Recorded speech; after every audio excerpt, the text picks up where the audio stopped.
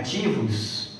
Eu começo então dizendo, sou o professor Joaquim Pacheco de Lima, sou da Faculdade Norte Paranaense Uninorte, que fica ali na Avenida São João, próximo ao HU, e minha formação, tenho formação em filosofia, teologia e ao mesmo tempo em ciências sociais, e por isso, com esses viés da minha formação, eu digo viés porque a especialidade, ela acaba você reduzindo o seu olhar na sua amplitude.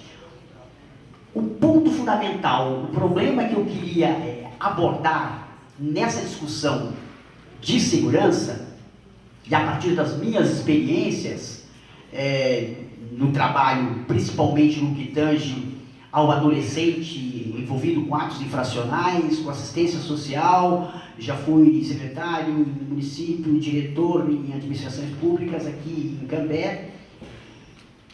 Eu queria abordar um tema que e aí eu quero reforçar e quero parabenizar o Capitão Vilas e o Gerras no sentido de que a polícia junto a outra ocupação que eu acho fundamental, e sem desprezar, sem desvalorizá-la, o médico e também o professor, são esses três atores fundamentais no ordenamento de uma sociedade sustentável.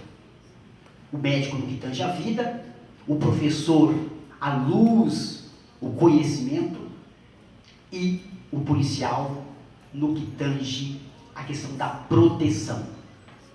Então, nesse sentido, eu quero partir com a seguinte tese. A tese minha é de que, quando se fala em segurança, a resposta como solução ao problema da segurança, educação.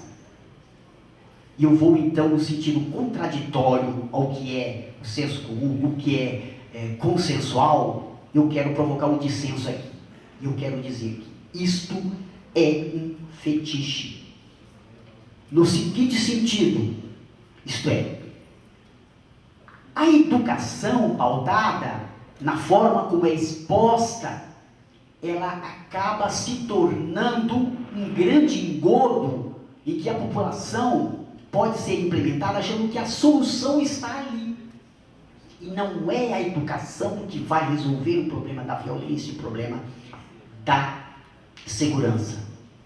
Isto é, essa discussão, ela está envolta uma discussão que já desde o século XVII, XVIII, XIX, Marx, Lafargue, e aí depois, e para mim, quem deu uma luz melhor para o entendimento disso foi o Antônio Gramsci, que exatamente Marx previa, mudando a sociedade, mudando as relações estruturais, econômicas, e aí então você terá uma sociedade nova, você irá restabelecer essa sociedade, e aí então teremos um mundo novo. E exatamente na prática, nas experiências implementadas por essa teoria, ela não provocou resultados. Por outro lado, nós tivemos também, impulsionado principalmente com a perda da hegemonia, principalmente com a perda do poder centralizador enquanto impulsionador de direção de um processo ideológico, a Igreja Católica e outras instituições, acreditando que a social-democracia, e principalmente enquanto partido, o Partido Popular na Itália, o Partido Social-Democrata, acreditando que, colorindo a sociedade de valores cristãos, colorindo exatamente o mundo a partir de alguns valores, nós iremos então constituir essa sociedade. E exatamente é esse ponto que eu quero destacar. Então não é o ideológico, a mudança estrutural, superestrutural, que nós iremos implementar a alteração dessa sociedade. É necessário, então, e aí é o ponto que eu quero destacar. Quando se fala na questão da importância da educação, nesse quadro da violência, nós temos que perguntar um outro quadro. Qual? Para quem é essa educação? Para que essa educação? Como que será implementada essa educação? Porque com certeza O ponto referencial é aí o Gramsci. Alberto Cássio, ele vai dizer muito bem isso, de que o ponto de olhar, de entender, é que nós temos uma sociedade que ela está aí posta. Existe os grupos sociais dominantes e dominados. E não entender isso, não situar isso, é aí que está. O grupo dominante se articula, se ordena para constituir a sua hegemonia, para permanecer implementando o seu modelo. E aí, o poder político e o poder econômico, eles transitam por esses meios. E aí, para a constituição da hegemonia, nós temos então exatamente a busca do consenso e da legitimação por meio dos aparelhos privados de hegemonia. Então, o direito é um instrumento disso, a religião é um instrumento disso, a escola é um instrumento disso, a família é um instrumento disso. E por esses canais todos, é ali que de uma forma sutil, as ideias predominantes da classe, do grupo social, do bloco histórico dominante, ele vai implementar de uma forma sutil para isso. Nós acabamos de participar essa semana do Dia das Mães, aonde minha esposa e outros, nós louvamos a mãe. E se nós percebermos ali, esse louvor às mães é um grande engodo, porque mãe, você vai ser valorizada um dia, o restante você vai ser tripudiada, massacrada, você irá trabalhar exatamente 3 turnos. Em vista dessa liberdade da mulher, você vai estar trabalhando mais. E você ganha 30% a menos na média. Isso não se coloca. Então, estou só apontando e dizer que a questão ideológica, ela transita por isso. E por isso, então, não adianta, e aí que eu quero apontar, não adianta só a implementação na dimensão ideológica, aí que entra a discussão sobre a cultura. A nossa Constituição, e aí entra uma discussão sobre qual é o conceito de educação que nós temos. Qual é o conceito de segurança? Eu aponto na questão da segurança, que quando se trata da segurança, o ponto fundamental é que temos que situar que a segurança é impulsionar uma sensação de bem-estar. E esta sensação de bem-estar, exatamente, é buscar a felicidade. Quando você está bem, exatamente, você é feliz. E ser feliz é o destino do homem. Por outro lado, nós temos que situar o quê? Que, no caso específico do livro do Gênesis, capítulo 1, vai dizer então que Deus criou o homem e colocou lá no jardim do Éden. E exatamente, o autor bíblico diz que Deus estava olhando e estava tudo muito bom. Muito bom. Esse é o preceito que se diz. Com isso, então, nós podemos dizer que o homem, por natureza, ele é bom. E aí depois Rousseau vem desenvolver isso. Mas, se o homem é bom, nós tivemos no desenvolvimento da sociedade todo um quadro ideológico que o homem é mau. O homem é mau por natureza. Nicolau Maquiavel e os contratualistas depois. Exatamente isso para desenvolver o pensamento do domínio, da hegemonia do grupo dominante. Porque se nós olharmos como mal, o policial, o padre, vai desenvolver um conjunto de mecanismos para conter esse homem mal. E exatamente, se nós observarmos que Deus, no 6º dia, no livro do Gênesis capítulo 1, criou o homem, colocou no Éden, e aí Deus estava cansado, e aí Deus descansou. E aí depois ele vem criar um outro ser, quem? A mulher. E o interessante é que Deus olhou naquele paraíso, Adão estava sorridente, feliz, isto é, estava numa situação de bem-estar. E aí Deus, cansado, falou assim: boa, Vou ferrar com esse cara, eu estou aqui tranquilo, esse cara está tranquilo, vou ferrar com ele. Aí o que Deus fez? Cria a mulher.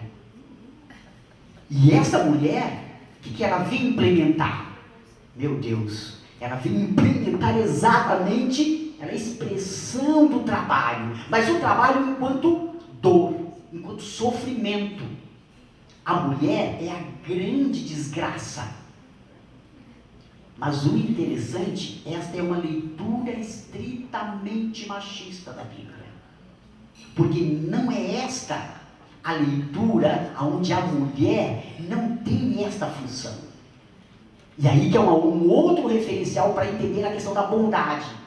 O homem estava lá no paraíso, no livro do Éden, verifica lá no capítulo 2 do Gênesis, Deus verifica que ele está feliz, e Deus, na sua infinita bondade,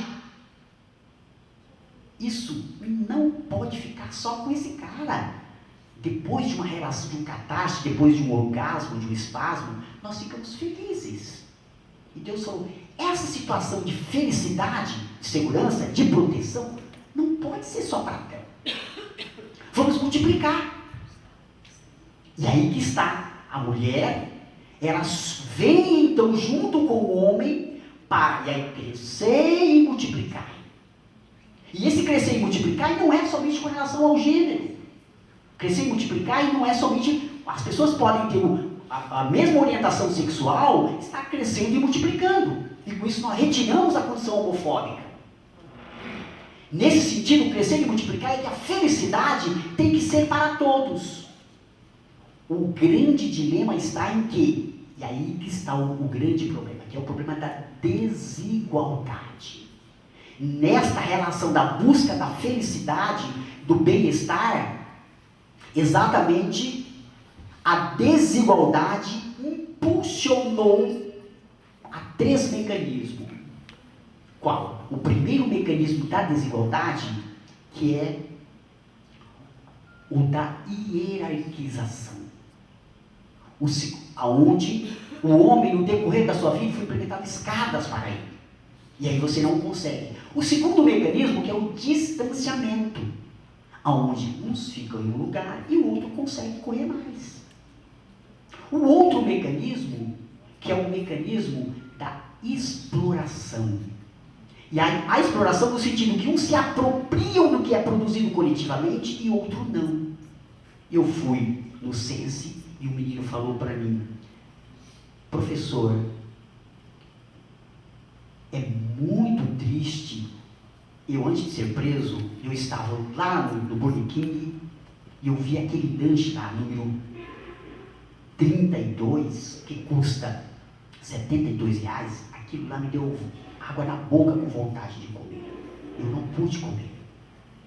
E exatamente quem sente isso, essa ausência, aí sim poderá conseguir entender. Concluindo então, o que eu quero dizer é que, de fato, o grande dilema hoje na nossa sociedade, na constituição dessa hegemonia, se dá a partir do ordenamento dessa sociedade em torno de alguns aplicativos que já está posto aí. O primeiro, que é o sistema de garantia dos direitos da criança e do adolescente. Isto é, está posto já. O que nós temos é só a sua aplicabilidade. Nós temos agora aí o Plano Nacional de Educação, e aí exatamente aí que precisa a ação para que constitua esse tempo e que possa se efetivar. E com isso, então, eu digo que só é possível a construção de uma nova sociedade hegemônica se houver uma integração dos conjuntos dos sistemas. E esses sistemas, escolar, judiciário, o SINASE, o SUAS, o SUS, esse conjunto de sistema, ele precisa estar integrado. E aí, constituindo uma nova cultura, uma nova relação cultural, o homem, no seu desenvolvimento cultural, terá então um entendimento e aí irá constituir uma sociedade nova, que é uma sociedade renovada e ao mesmo tempo uma sociedade que eu digo socialista. Por quê? Senão a educação continuará como esse fetiche e não é a saída da busca da segurança e da proteção social. Muito obrigado.